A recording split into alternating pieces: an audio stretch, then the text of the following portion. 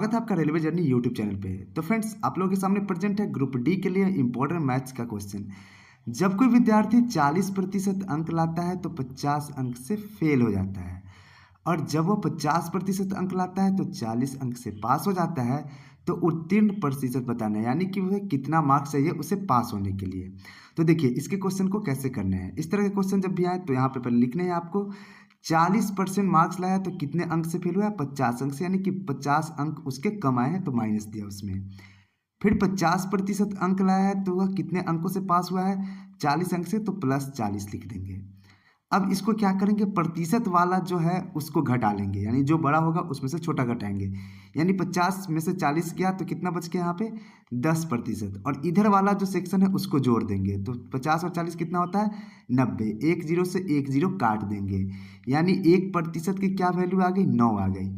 यानी कि 9 अंक किसको रिप्रेजेंट कर रहा है, 1% को। ठीक है, अब वह 50 अंक से फेल हुआ है तो हम 50 की वैल्यू निकाल लेते हैं कि 50 अंक में कितने प्रतिशत होंगे। तो 9 अंक 1% को, तो एक एक नियम लगा के एक अंक कितने को रिप्रेजेंट करेंगे, 1/9% को। उसी तरह 50 अंक किसको रिप्रेजेंट करेगा, 1/9 गुना 50। अब यह कितना आ जाएगा आपका, 50/9%। यानी इसको फ्रैक्शन में बदलेंगे, मिक्स फ्रैक्शन, यानी कि आपका जो पूर्णांक में बदलेंगे तो यह आ जाएगा 5.5/9%। अब देखो, अब क्वेश्चन में क्या कर रहा था कि वह 40% अंक लाता है और 50 अंक से फेल हो जाता है। तो वह तो 40% अंक तो पहले से ले आया है और 50 अंक से फेल हुआ है, तो यानी वह उसको प्रतिशत में बदल लिए तो कितना आ गया, 5.5/9%। यानी कि टोटल अगर इन दोनों को ऐड करें तो कितना हो जाएगा, 45.5/9%।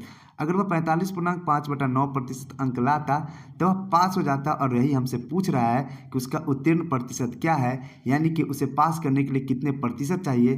तो उसे पास करने के लिए 45.5/9% की आवश्यकता है।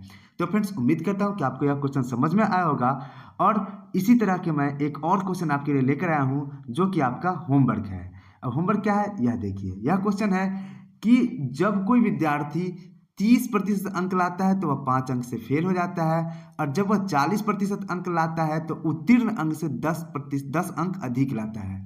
यानी कि 30% अंक ला रहा है तो 5 अंक से फेल हो रहा है, और 40% अंक ला रहा है तो वह 10 नंबर ज़्यादा ले आ रहा है। तो अधिकतम अंक निकाले। अधिकतम अंक का अर्थ हुआ आपका टोटल कितना आपका मार्क्स का पेपर हुआ है। टोटल मार्क्स आपके निकालने हैं, यानी कि 100% की आपको वैल्यू निकालनी है। तो इसका जवाब आपको कमेंट बॉक्स में देना है। तो मिलते हैं अपने नेक्स्ट सेशन में, तब तक के लिए जय हिंद, जय भारत, वंदे मातरम।